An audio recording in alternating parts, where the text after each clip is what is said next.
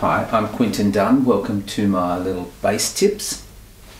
I'm going to start off by telling you how I stand with the bass. So right now, both the bass and I are facing straight at the camera.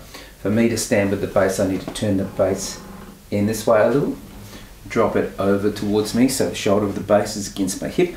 My knee down here is going to stop the bass from falling away from me that way. And my hand on the neck is going to stop the bass from falling away that way, so I feel pretty confident that it's secure.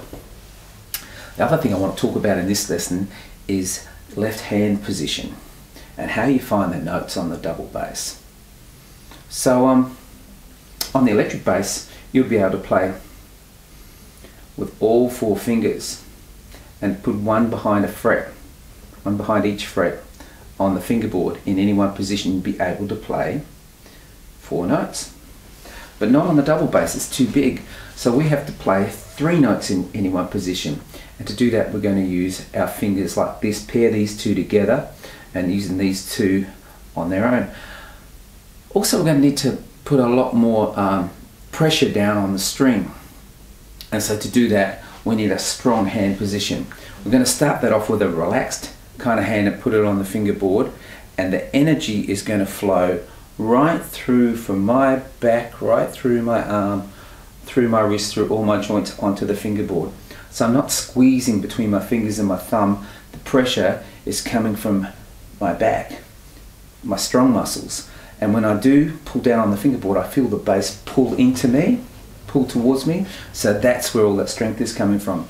Okay, so here's what's called the half position, or the first notes on the bottom of the bass, the lowest notes, and they're the biggest ones, so there's a big stretch for these. Here we go.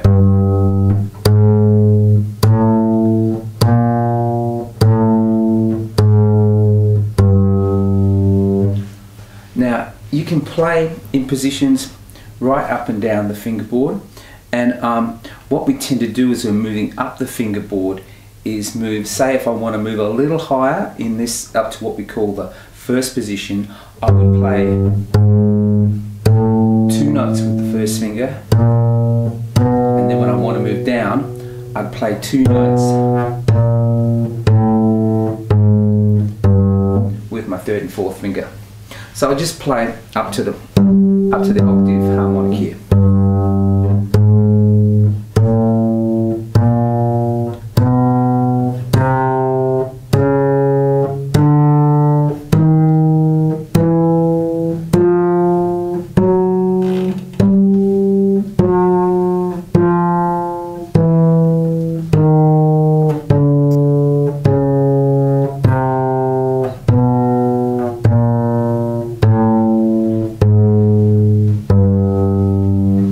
Now that's really quite hard to get in tune because it doesn't have a really musical sort of tonal center that you can listen to all those notes and relate them back to. Pretty, you know, just a string of unrhythmic, uncentered kind of notes. So to help with your intonation, this is a great tool, the bow, because it makes the bass sing. So rather than just playing the note and it fading away, the note is going to sing on, and you can move and put vibrato and expression into the note, and really it'll help you to find the harmonic center of the note that you're going for.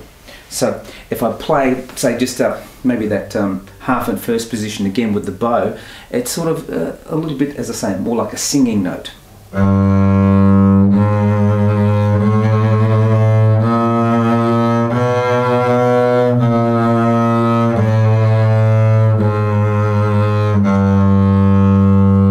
just going to play an open 5th here on the piano, which will be D and A,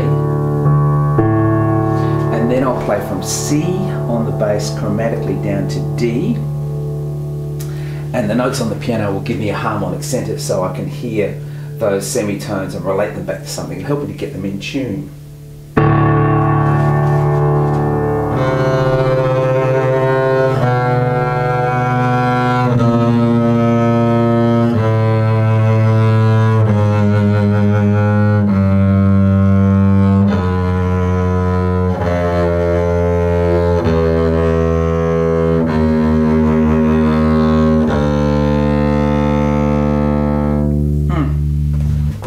Now, if you want to find out more about positions, here's a book, New Method for String Bass by Simandel, S-I-M-A-N-D-L. And this book talks a lot about positions and has a lot of exercises. This is a classical method. And I'll put the details of the book down in the details for this video.